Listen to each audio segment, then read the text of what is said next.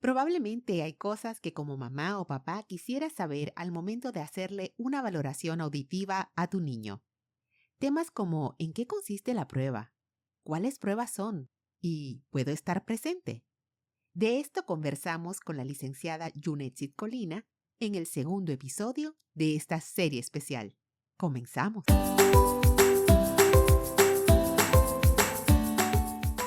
Hola y bienvenidos a tu podcast Mi Mundo desde la Escucha.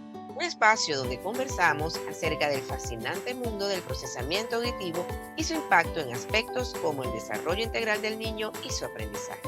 Somos Simone Mago. Y Dianixi Vázquez. Bienvenidos.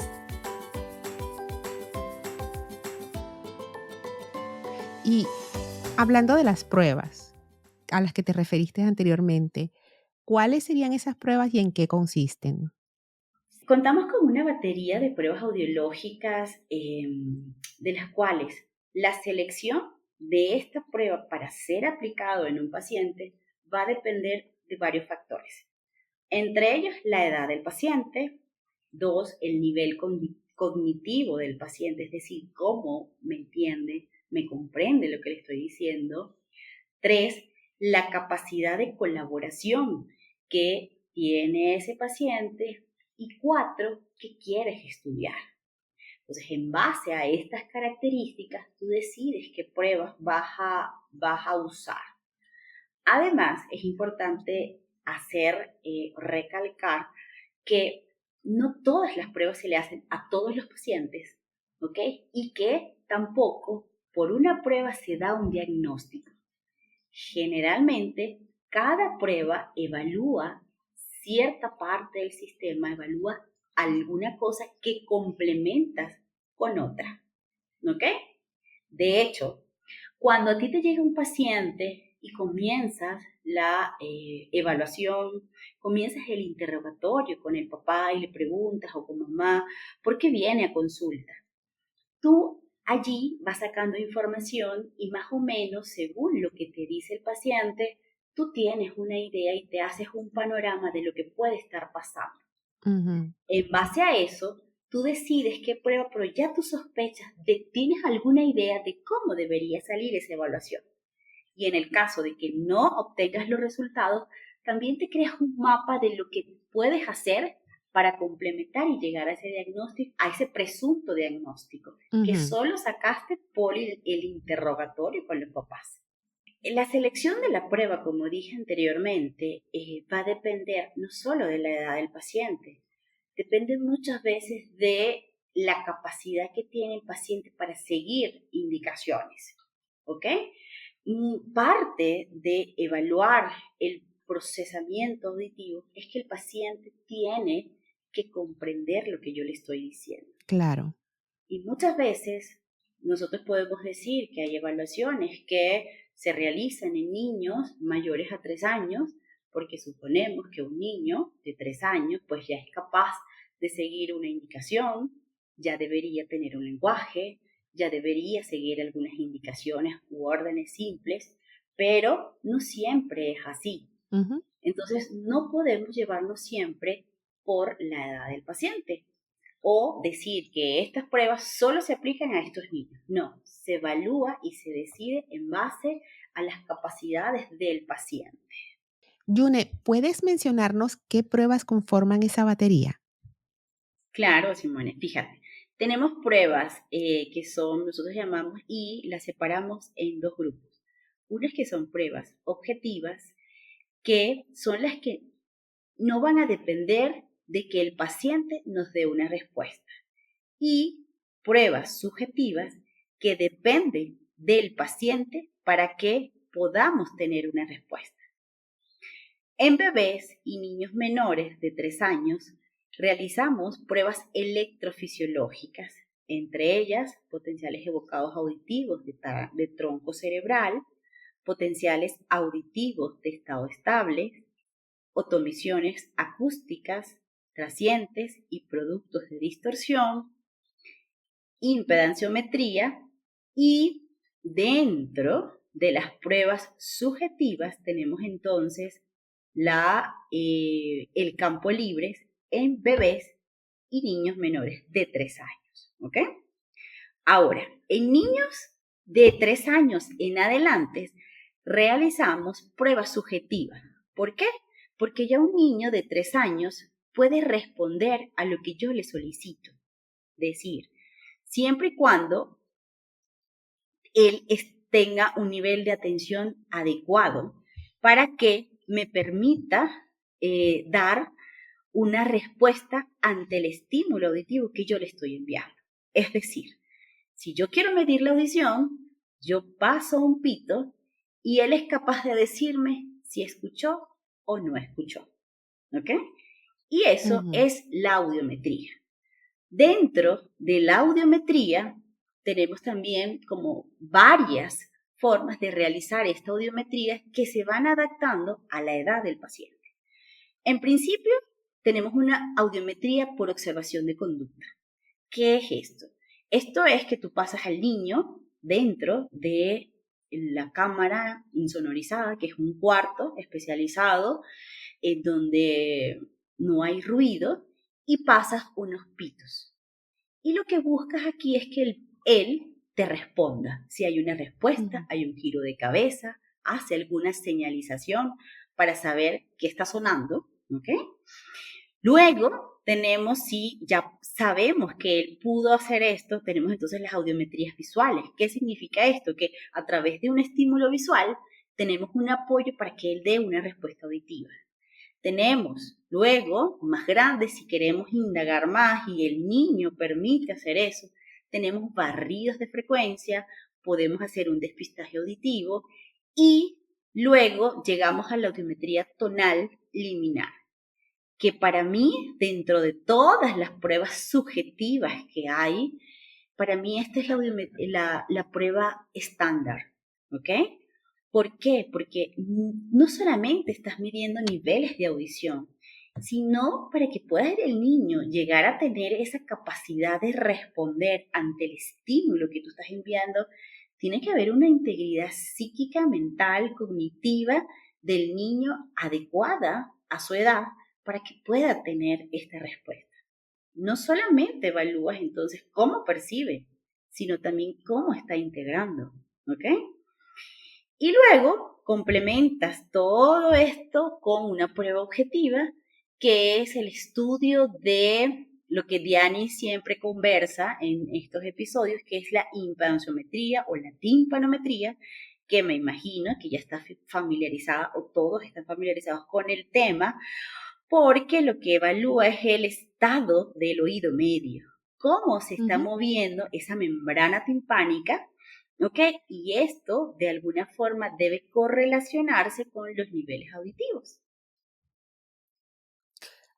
Pero fíjate, tú me estás hablando de las pruebas objetivas y las pruebas subjetivas.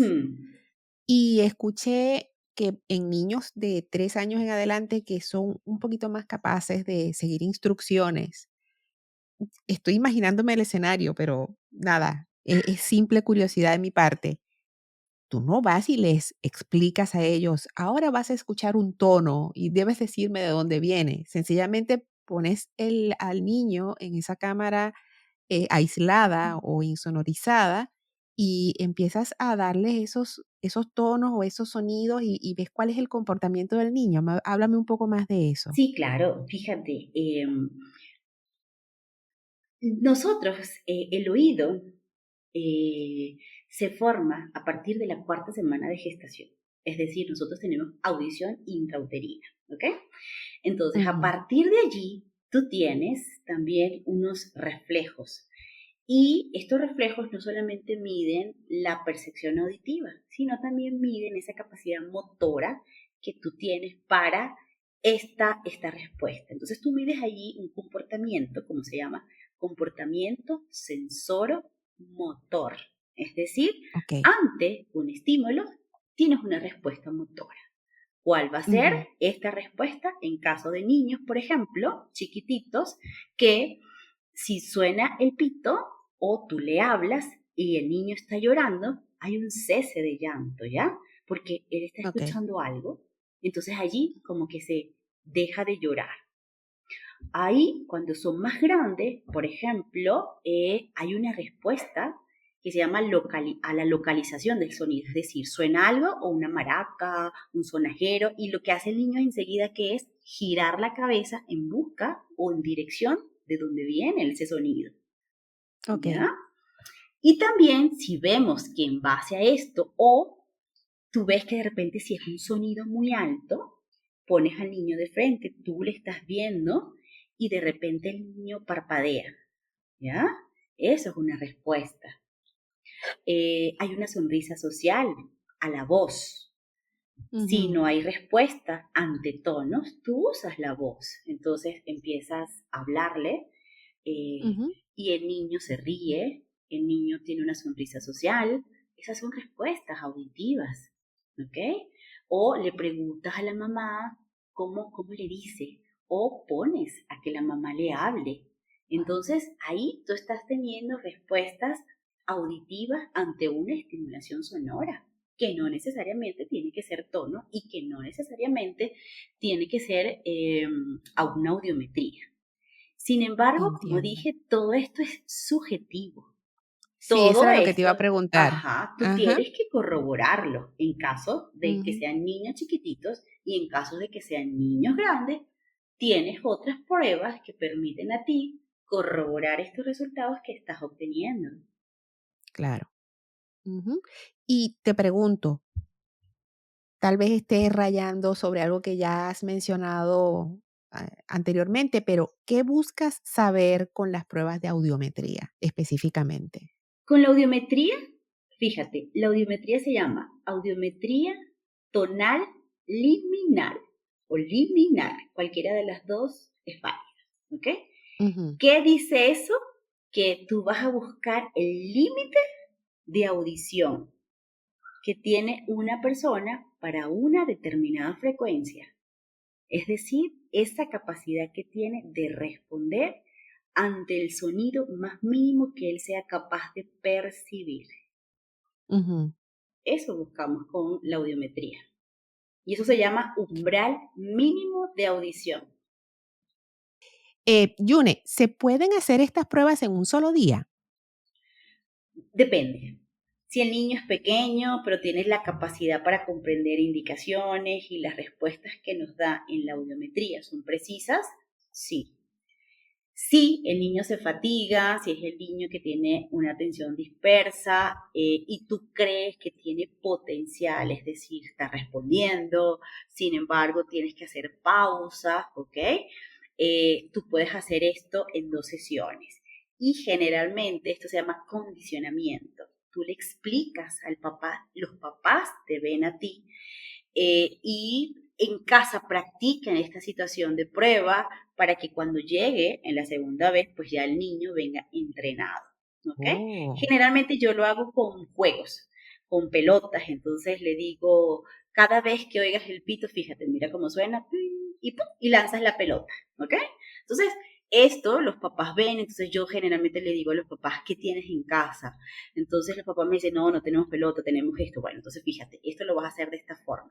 Si el niño tiene la posibilidad de que lo condiciones, se hace en varias sesiones, ¿ok? Que es lo ideal en niños chiquititos, para que confirmes resultados. Y pregunto, ¿mamá y o papá los acompañan en el momento de las pruebas? Siempre, siempre. De hecho, ellos son un apoyo importantísimo. ¿Te acuerdas cuando te ponía el ejemplo de que cuando estás evaluando por campo a un bebé, si tú ves que no estás teniendo respuesta, yo uso la voz de la mamá. Claro. Entonces la mamá le habla chiquitito y entonces el niño enseguida responde. Entonces, definitivamente sí es importante que los papás estén en el momento de la evaluación.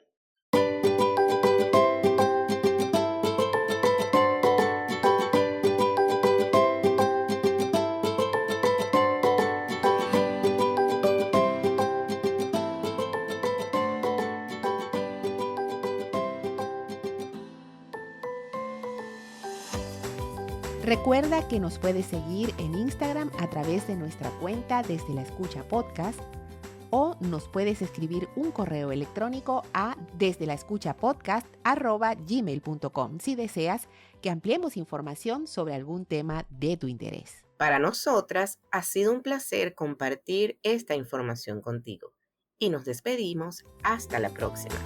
Hasta la próxima.